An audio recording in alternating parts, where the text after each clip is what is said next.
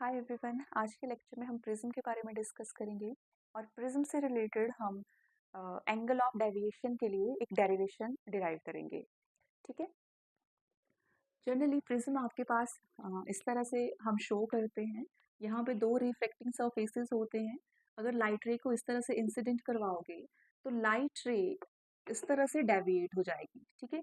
Light रे पहले rare to denser जा रही है, यानी कि लाइट रे फर्स्ट सरफेस में बेंड हो जाएगी।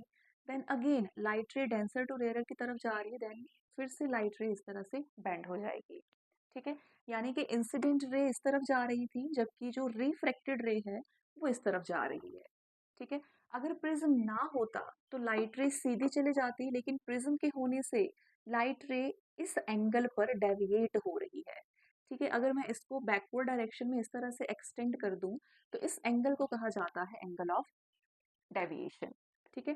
अगर प्रिज्म ना होता तो लाइट रे सीधी जाती, लेकिन प्रिज्म के होने से लाइट रे इस एंगल पर डेविएट हो जा रही है और इसी एंगल को कहा जाता है एंगल ऑफ डेविएशन।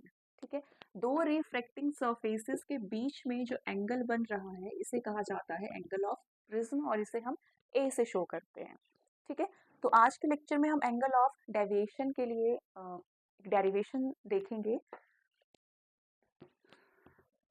तो इसके लिए बच्चे हम एक प्रिज्म को कंसीडर करेंगे। मान लीजिए आपके पास इस तरह से एक प्रिज्म गिवन है जिसका एंगल ए दे रखा है। ठीक है। प्रिज्म पर मान लीजिए फर्स्ट सरफेस पर एक रे फॉल कर रही है, एक रे इंसिडेंट कर रही है। तो ये है आपकी इंसिडेंट रे जो कि नॉर्मल से एंगल I1 फॉर्म कर रही है। ठीक है। अभी जो फर्स्ट रे है ये रेयरर से डेंसर की तरफ जा रही है, तो हमें पता है कि रे जो होगी वो टुवर्ड्स द नॉर्मल बेंड हो जाएगी। ठीक है। तो मान लीजिए ये जो रे है ये टुवर्ड्स द नॉर्मल बेंड हो जाएगी। अगर प्रिज्म ना होता तो सीधी चले जाती, लेकिन प्रिज्म है तभी ये रे टुवर्ड्स द नॉर्मल बेंड हो जाएगी, क्योंकि रे जो है वो रेयरर से डेंसर की तरफ जा रही है। ठीक है। तो इस तरह से जो रिफ्लेक्टेड रे होगी वो इस तरह से रिफ्रैक्ट हो जाएगी। ठीक है। और ये नॉर्मल के साथ मान लीजिए एंगल R1 बना रही है। ठीक। अब सेकंड सरफेस पर दोबारा से मैं एक नॉर्मल ड्रॉप करूंगी। सेकंड सरफेस पर मान लीजिए बेटा यहाँ पे एंगल R2 फॉर्म कर रही है। अब सेकंड सरफेस पे जो रे है वो डेंसर टू रेयरर की तरफ जा रही है, इसीलिए जो रे होगी वो away from the normal deviate कर जाएगी। ठीक है। हमें पता है कि जब भी रे डेंसर टू रेयरर जाती है तो रे away from the normal bend हो जाती है, तो इस तरह से रे जो होगी वो away from the normal bend हो जाएगी और यहाँ पे मान लीजिए एंगल I2 का फॉर्मेशन हो रहा है। ठीक है। अब देखो बच्चे, इंसिडेंट रे को हम बैक ट्रेस करेंगे और रिफ्रैक्टेड रे को भी हम बैक ट्रेस करेंगे, और यहाँ पे इन दो रेस के बीच में जो एंगल बन रहा है इसी एंगल को कहा जाता है एंगल ऑफ डेविएशन। ठीक है। अगर प्रिज्म ना होता तो रे सीधी जाती, लेकिन प्रिज्म के होने से जो रे ऑफ लाइट है वो इस एंगल से डेविएट कर गई और इसी एंगल को कहा जाता है एंगल ऑफ डेविएशन। ठीक है। तो मान लीजिए ये पॉइंट आपका M है, ये पॉइंट आपका N है, ये पॉइंट O है और ये मान लीजिए A पॉइंट है। ठीक है।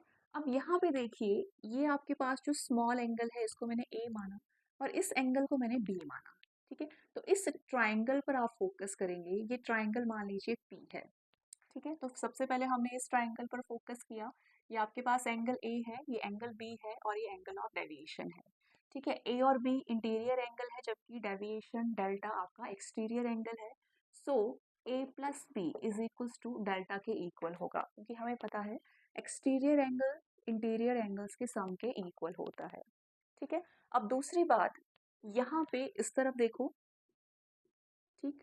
ये आपके पास इस तरह से एंगल गिवन है, यहाँ पे I1 है और यहाँ पर आपके पास एंगल R1 है और ये आपके पास A के इक्वल है। ठीक है। ये जो एंगल्स हैं ये वर्टिकली अपोजिट एंगल्स हैं। सो I1 ये A प्लस R1 के इक्वल हो जाएगा। राइट। अब यहाँ से A की वैल्यू को लिखा जा सकता है I1 माइनस R1 की फॉर्म में। ठीक है। सिमिलरली यहाँ पे अगर आप फोकस करेंगे इस तरह से तो ये आपको यहाँ पर I2 मिलेगा और इधर है एंगल B और यहाँ पे है एंगल R2। ठीक है, सीधे सीधे आप देख सकते हो that I2 is equals to B plus R2 और B is equals to I2 minus R2। ठीक है, सो A की वैल्यू हमें मिल गई और B की वैल्यू भी हमें मिल गई। अब A और B की वैल्यू हम इस इक्वेशन में पुट करेंगे। सो A is I1 minus R1 and B is I2 minus R2 और ये इक्वल है एंगल ऑफ डेविएशन डेल के। ठीक है, अब I1 और I2 को हम एक साथ लिखेंगे और माइनस R1 माइनस R2 को हम एक साथ लिखेंगे। ठीक है, so I1 plus I2 minus common लेंगे तो ये बनेगा R1 plus R2 is equals to delta. Give it equation number 1। अब देखो बच्चे, अब इस ट्राइंगल को हम कंसीडर करेंगे।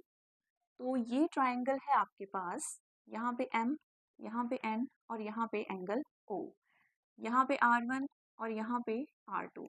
यहाँ पे हम angle sum property of triangle का यूज करेंगे।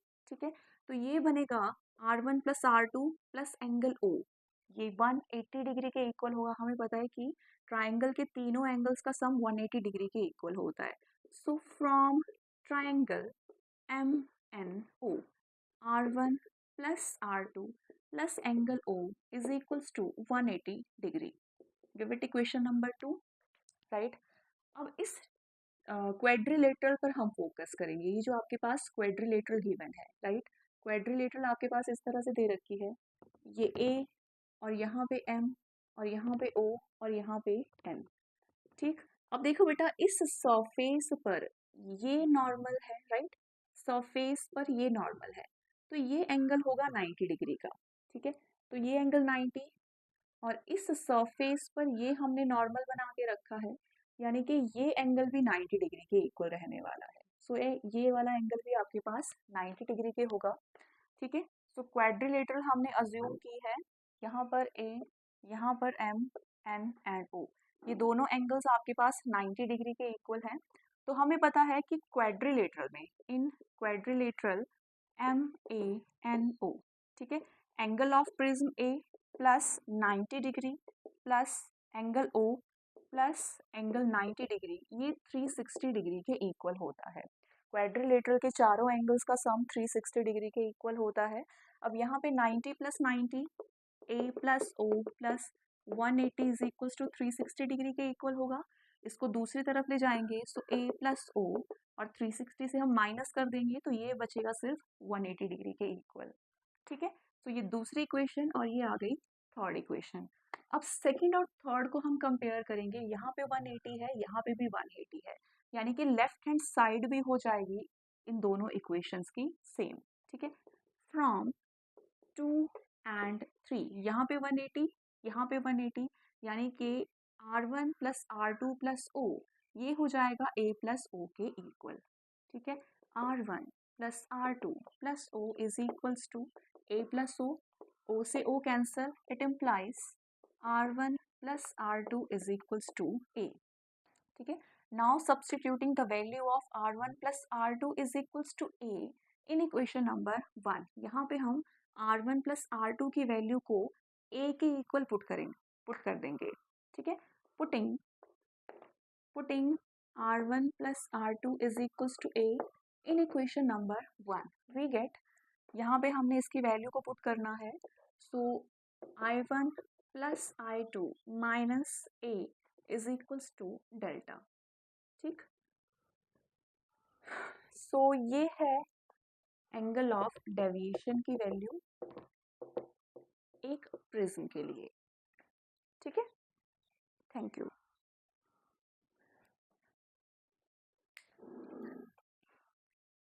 अब देखो बेटा, इसके लिए हम एक क्वेश्चन भी सॉल्व कर सकते हैं, ध्यान से देखिएगा।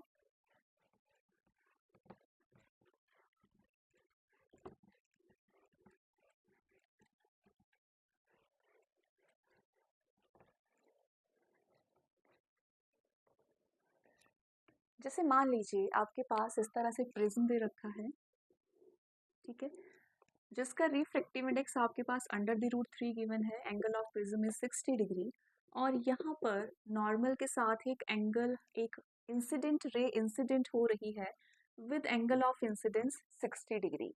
आपसे इस क्वेश्चन में एंगल ऑफ डेविएशन की वैल्यू पूछी गई है, ठीक है। अब देखो बाहर आपके पास रेयरर मीडियम है जिसका रिफ्लेक्टिव इंडेक्स 1 है। जो रे है वो रेयरर से डेंसर की तरफ जा रही है, यानी कि हमें स्नेल्स लॉ का यूज करना चाहिए। स्नेल्स लॉ क्या कहता है? refractive index of the first medium into sine of angle of incidence is equals to refractive index of the second medium into sine of angle of refraction। ठीक है, रे जो है रेयरर टू डेंसर जा रही है, यानी कि रे टुवर्ड्स द नॉर्मल बेंड हो जाएगी। यहाँ पे एंगल R1 बन रहा है, ठीक है। हम स्नेल्स लॉ का यूज करके R1 की वैल्यू फाइंड आउट करेंगे। सो म्यू वन आपके पास 1 है, sine of angle of incidence that is 60, mu 2 is under the root 3 and sine of r, ठीक है। Sine 60 is under the root 3 by 2, root 3 को मैं नीचे ले आऊंगी, सो रूट 3 से रूट 3 कैंसिल होगा, ये आ जाएगा साइन r के equal. It implies sine r is equals to 1 by 2, it implies r is equals to 30 degree, ठीक है। सो R1 की वैल्यू अपने पास 30 डिग्री के इक्वल आ रही है, ठीक। अब देखो बेटा, फिर से रे डेंसर टू रेयरर की तरफ जा रही है, यहाँ पे एंगल R2 बन रहा है, और जो रे होगी वो away from the normal deviate हो जाएगी और यहाँ पे एंगल I2 बनाएगी, ठीक। अब देखो, जैसे कि हमें पता है कि R1 प्लस R2 ये एंगल ऑफ प्रिज्म के इक्वल होता है। अभी थोड़ी देर पहले मैंने आपको बताया that R1 plus R2 is equals to A, right. और R1 हमने ऑलरेडी फाइंड आउट करके रखा है 30 डिग्री, R2 हमें नहीं पता and angle of prism is 60। So R2 is equals to 60 minus 30, that is R2 is equals to 30 degree, right. यानी कि जो रे है यहाँ पे R2 एंगल 30 डिग्री के इक्वल बना रही है, ठीक है। अब देखो बेटा, फिर से हम यहाँ पे स्नेल्स लॉ का यूज करेंगे, ठीक है। यहाँ पे हमने दोबारा से स्नेल्स लॉ का यूज करना है। स्नेल्स लॉ के according refractive index of the medium that is under the root 3 into sine of angle of incidence, sine of angle of incidence 30 degree is equals to refractive index of the other medium, क्या है 1 into sine of angle of जो भी आपके पास है I2 refraction, ठीक है। तो ये बनेगा under the root 3 sine 30 is 1 by 2 is equals to sine of I2 root 3 by 2, it implies I2 is equals to 60 degree. हमें पता है साइन 60 होता है आपका अंडर द रूट 3 by 2 के इक्वल, सो I2 अपने पास 60 डिग्री के इक्वल आ रहा है, while I1 is again 60, I1 is 60, so angle of deviation, therefore angle of deviation formula होता है I1 plus I2 minus A के equal, I1 is 60, I2 is again 60 and angle of the prism is again 60, 60 से 60 cancel, so angle of deviation of prism is again 60, यानी कि incident ray इस तरह से incident हुई और 60 डिग्री से जो रे होगी वो डेविएट करके निकल जाएगी, पास हो जाएगी, ठीक है। So this is all about the prism. इसमें हमने एंगल ऑफ डेविएशन के बारे में देखा और इससे रिलेटेड हमने एक छोटी सी प्रॉब्लम भी डिस्कस की, ठीक है। Thank you.